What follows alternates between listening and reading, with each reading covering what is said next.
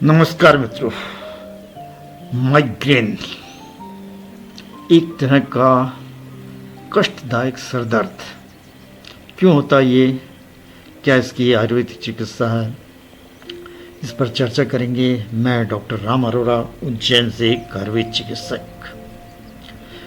मित्रों, सबसे पहले आपसे एक अनुरोध कि हमारे YouTube चैनल पर स्वास्थ्य संबंधित अनेक वीडियोस अपलोडेड हैं, कृपया उनका लाभ लें तथा आपके अपनों को भी इसका लाभ मिल सके, इसलिए लाइक और सब्सक्राइब करते हुए कृपया उन्हें शेयर करें।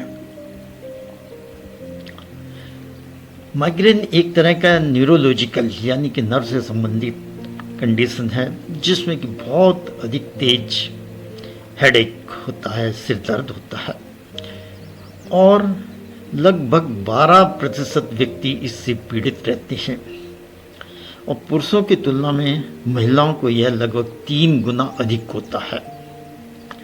आमतौर पर यह किशोर अवस्था या यंग होते समय ये अक्सर समस्या आती है।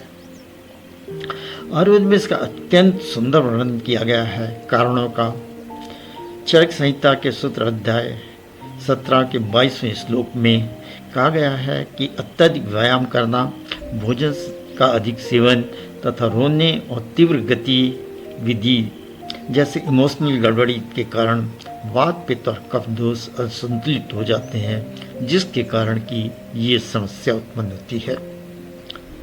ये मुख्यतः 4 तरह का होता है। एक विदाउट ऑरा, जिसमें कि कोई पूर्व रूप के लक्षण नहीं होते, सीधा सिर दर्द शुरू हो जाता है। विद ऑरा की दर्द होने से पहले रोगी को एक स्मृति भ्रंश से आंखों के आगे अंधेरा छाना आदि लक्षण उत्पन्न होते हैं। क्रोनिक माइग्रेन, जो कि लगभग 3 महीने से पुराना हो और महीने में कम से कम 15 दिन इसका अटैक आता हो। कुछ दूसरे टाइप के भी हैं, जैसे हेमिप्लेजिया का, रेटाइनल माइग्रेन इत्यादि। सामान्य लक्षण क्या है?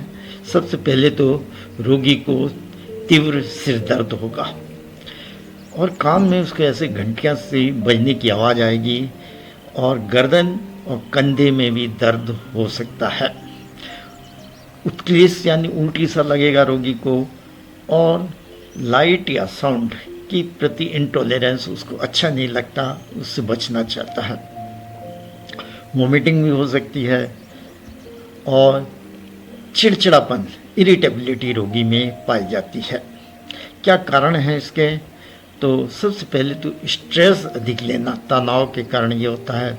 नींद का डिस्टर्बेंस होना, ढंग से नींद ना आना और हार्मोनल चेंजेज जैसे कि मेंस्ट्रुएशन के समय या प्रेगनेंसी के समय।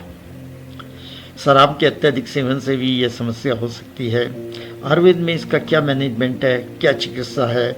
इसके लिए सबसे पहले मित्रों पंचकर्म चिकित्सा, डिटॉक्सिफिकेशन, शरीर को शुद्धिकरण के लिए, जिसमें कि विशेषता नस और बस्तीकरण। नस प्रक्रिया में औषधि युक्त तेल नाक में डाला जाता है। नाक से बहुत से नर्व्स ब्रेन तक पहुंचती हैं, जिनके सहारे रोगी को लाभ पहुंचता है। नस के लिए ज्योतिषमती मालकर्णी तेल, केसर को गौ घृत में मिलाकर आप उसका भी उपयोग कर सकते हैं, और या अणु तेल। सिरोधारा, रोगी के सिर को धारा डाली जाती है। रोग का प्रिवेंशन कैसे किया जाए, कैसे बचा जाए? तो सबसे पहले तो इसका जीवन शैली में सुधार किया जाए। नियमित रूप से व्यायाम, एक्सरसाइज की जाए, नियमित निद्रा ली जाए और बैलेंस डाइट, संतुलित भोजन लिया जाए। कैफीन, चाय, कॉफ़ी इत्यादि को त्याग किया जाए और तनाव का मैनेजमेंट करने के लिए योग, प्राणायाम इत्यादि किया जाए नियमित रूप से। और देखिए बहुत सी दवाइयाँ हैं, जैसे अश्वगंधा, शंखपुष्पी, गुग्गुल, ब्राह्मी, पुदीना, पेपरमेंट आदि। इनके साथ ही जो फॉर्मुलेटेड दवाइयाँ हैं कंपनियों की, क्लासिकल उसमें यदि आप चाहें तो सिरसुलादी ब्रज रस 2-2 गुली 3 बार, ब्राह्मी बटी 2-2 बार, पथ्यादि क्वाथ सुबह शाम 40-40 मिली खाली पेट पीना और अणु तेल की 4-4 बूंद नाक में डालना, यानी कि 10 करना।